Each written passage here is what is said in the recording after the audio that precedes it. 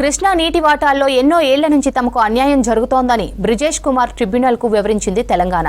గతంలో బచావత్ ట్రిబ్యునల్ ముందు సరైన వాదనలు వినిపించలేకపోవడంతో నష్టపోయామని చెప్పింది. ఇన్ బేసిన్ అవసరాలకే ప్రాధాన్యం ఇవ్వాలని కోరింది. సాగునీటి కోసం దశాబ్దాలుగా పాలమూరు ప్రజలు ఎదురుచూస్తున్నారని వివరించింది రాష్ట్ర సర్కార్.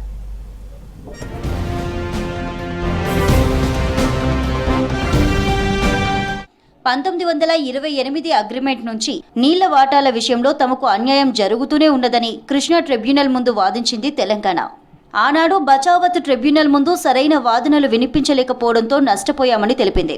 ఆ తర్వాత 1950లో ఎస్ఆర్సీ రిపోర్ట్లోనూ పేర్కొన్న అంశాల ఆధారంగా తెలంగాణకు జరుగుతున్న అన్యాయాన్ని వివరించింది.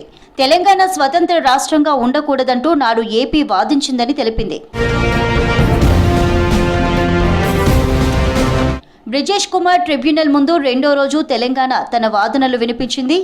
హైదరాబాద్ స్టేట్లో 174.3 టీఎంసీల సామర్థ్యంతో ప్రతిపాదనలు వచ్చినా ఆనాడు ముందుకు తీసుకువెళ్లలేదని తెలిపింది. అందులోనే 20 టీఎంసీల సామర్థ్యంతో భీమా ప్రాజెక్టును తలపెట్టినా అడ్డుకున్నారని తెలిపింది. ప్రత్యేక తెలంగాణ రాష్ట్రం ఏర్పడ్డాకే దానిని ముందుకు తీసుకెళ్లే పరిస్థితులు ఏర్పడ్డాయని వివరించింది.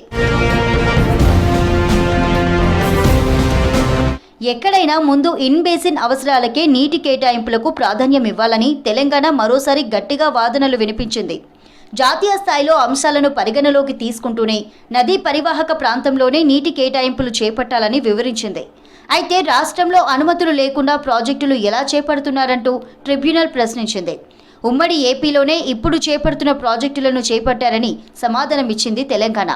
కొన్ని ప్రాజెక్టుల డిపిఆర్లను 2006లోనే KWDT2కు సమర్పించామని వివరించింది. పాలమూరు రంగారెడ్డి ప్రాజెక్టుపై CWCకి డిపిఆర్ ఇచ్చామని, వీలైనంత త్వరగా అనుమతి ఇవ్వాలని కోరామని తెలిపింది. ప్రస్తుతం నీటి కేటాయింపుల అంశం ట్రిబ్యునల్ పరిధిలో ఉండడంతో CWC అనుమతులు ఇవ్వడం లేదని చెప్పింది. ఇరిగేషన్పై పాలమూరు జిల్లాలకు దశాబ్దాలుగా జరుగుతున్న అన్యాయాన్ని బ్రిజేష్ ట్రిబ్యునల్కు వివరించింది తెలంగాణ.